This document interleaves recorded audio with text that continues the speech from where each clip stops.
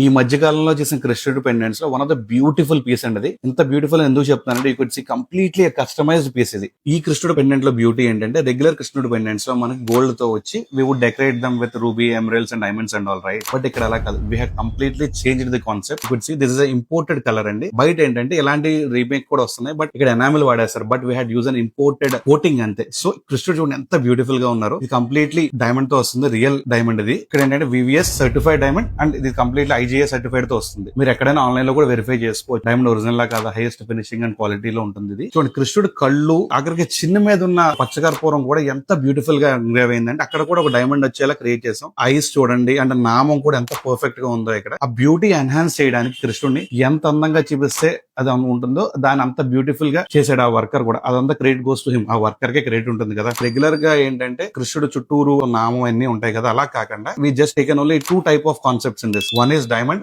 One is emerald. కృష్ణుడు పైనంతా we had covered with the diamond and all, just like a నెమలి పింఛు అంతా with diamond తో వచ్చింది. In the middle part we had used this emerald. కింద కూడా చూడొచ్చు మీరు, కంప్లీట్లీ ఎమరల్డ్ ఉంటుంది అండ్ డైమండ్ ఉంటుంది. Just lightest piece and the classiest piece. మరిన్ని డీటెయిల్స్ కోసం ప్రైస్ అండ్ కామెంట్ చేయండి. మరిన్ని ఇలాంటి లేటెస్ట్ జ్యువెలరీ అప్డేట్స్ కోసం keep following us. See you in the next video.